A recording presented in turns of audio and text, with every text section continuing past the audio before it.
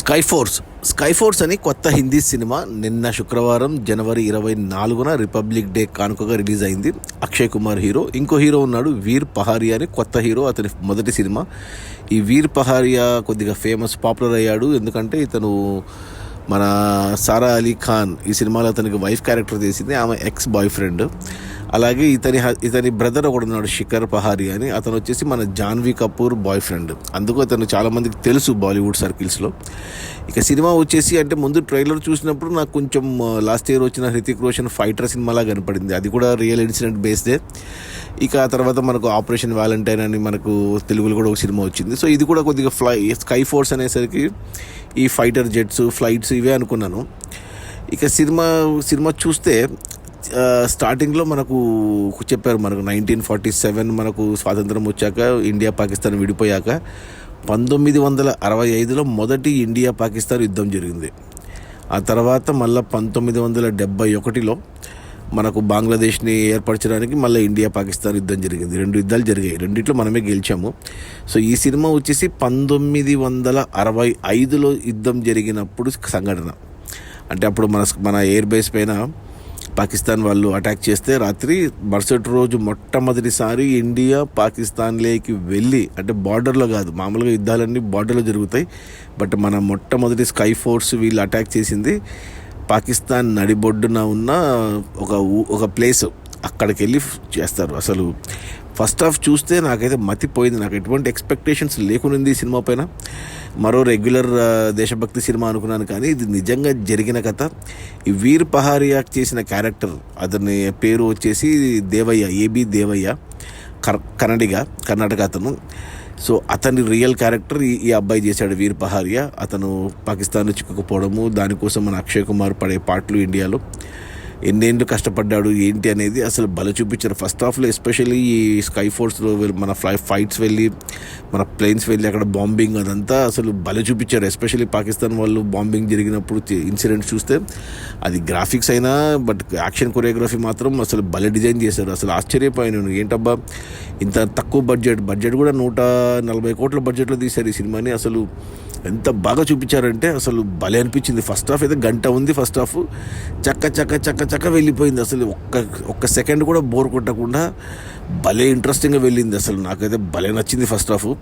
ఇక ఫస్ట్ హాఫ్లో main action part అంతా అయిపోయాక సెకండ్ హాఫ్కి వచ్చేసరికి ఇంకేముంటుంది అనుకున్నా, సెకండ్ హాఫ్ మొత్తం ఇక ఎమోషనల్గా తీసుకెళ్ళిపోయారు. అసలు ఒక 5 పాటలు ఉన్నాయి. ఒక పార్టీ సాంగ్ వదిలేస్తే స్టార్టింగ్లో, అది కూడా సగమే పెట్టారు. మిగతా 4 పాటలు బ్యాక్గ్రౌండ్లో వచ్చే ఎమోషనల్ సాంగ్స్ అయితే నిజంగా హై ఇచ్చింది నాకు సెకండ్ హాఫ్లో. ఎస్పెషల్లీ క్లైమాక్స్లో ఎమోషనల్ అయిపోయాను నేను. 2-3 చోట్ల అసలు కళ్ళు నీళ్లు తిరిగినాయి నాకు. నిజంగా మనం ఏదో జనవరి 26కి ఆగస్టు 15కి జెండా వందనం రోజు దేశభక్తి చూపిస్తాం, కానీ వీళ్ళు అసలు ప్రతిరోజు ఈ ఆర్మీ కానీ, నేవీ కానీ, ఎయిర్ ఫోర్స్ కానీ ఇలా ప్రతిరోజు అసలు అందులో యుద్ధాలు జరిగినప్పుడు ఇక ఎందుకులే, అసలు భలే సినిమా. అసలు నాకైతే పిచ్చగా నచ్చింది సినిమా.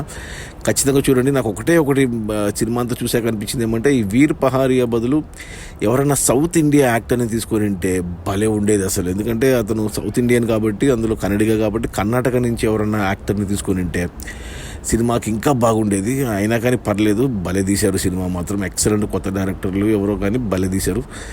అందరూ బాగా చేశారు. ఎస్పెషల్లీ అక్షయ్ కుమార్ చాలా బాగా చేశాడు. అసలు హైలైట్ సినిమా. నాకైతే పిచ్చగా నచ్చింది. ఈ రిపబ్లిక్ డేకి పర్ఫెక్ట్ సినిమా ఈ స్కై ఫోర్స్. నేను సినిమా చూసి అంటే ముందు అసలు బాగుండదు అనుకున్నా, కానీ సినిమా చూస్తే నాకు చాలా హై ఇచ్చింది. యాక్షన్ ఎపిసోడ్స్ కానీ, ఎమోషన్ కానీ, బ్యాక్గ్రౌండ్ సాంగ్ కానీ, మ్యూజిక్ కానీ అదిరిపోయింది. సో ఇలాంటి సినిమాలకు నేను రేటింగ్ ఇవ్వకూడదు, దేశభక్తి సినిమాలకు, కానీ ఈ సినిమాకి నేను 5 out of 5 ఇస్తాను. ఖచ్చితంగా చూడాలి ప్రతి ఒక్కరు. మనం చూడడమే కాదు, మన పిల్లలకు కూడా చూపించాలి ఈ సినిమా. రియల్గా జరిగిన కథలు, రియల్ హీరోస్ వీళ్ళంతా. ఇలాంటి కథలు ఇంకా రావాలి. చాలామంది ఉంటారు, ఇంకా చాలా కొన్ని లక్షల్లో ఉంటారు మనకి ఇలాంటి కథలు ఉన్నవాళ్ళు. ప్రతి ఒక్కరిది సినిమా రావాలి. సో రీసెంట్గా ఇట్లాంటి సినిమాలు 4-5 చూశాను నేను. ఇదొకటి రీసెంట్గా అదేది మన అమరన్ చూశాను, అంతకుముందు మేజరు, మధ్యన ఆపరేషన్ వ్యాలంటైన్, ప్లస్ ఫైటరు, 4 ఇది 5వ సినిమా. ఇలాంటి సినిమాలు ఇంకా రావాలి. మనం చూసి వీటిని హిట్ చేయాలి, ఎంకరేజ్ చేస్తే ఇలాంటి సినిమాలు తీస్తారు. దేశభక్తి సినిమాలు సంవత్సరానికి కనీసం 1-2 ఇలాంటి సినిమాలు వస్తే చాలు. ఈ సినిమా మాత్రం don't miss, watch it in theatres. This Sky Force అసలు అదిరిపోయింది సినిమా. 2 గంటలే, second half 1 hour, first half 1 hour, 2 గంటలు ఇలా అయిపోతుంది సినిమా.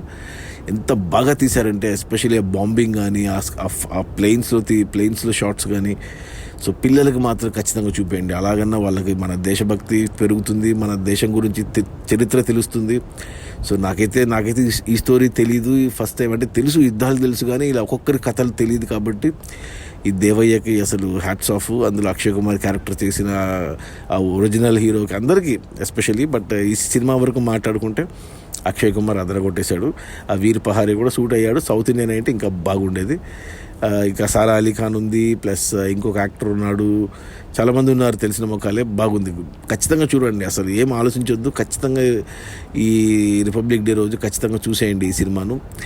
థియేటర్లోనే చూడండి. ఒకవేళ పొరపాటున థియేటర్లో మిస్ అయితే రేపు పొద్దున ఓటీటీలో వస్తే మాత్రం ఇంటిల్లిపాది కూర్చొని ఖచ్చితంగా చూడండి. ఈ స్కై ఫోర్ట్స్ నా రేటింగ్ 5/5. జై హింద్. Okay, bye.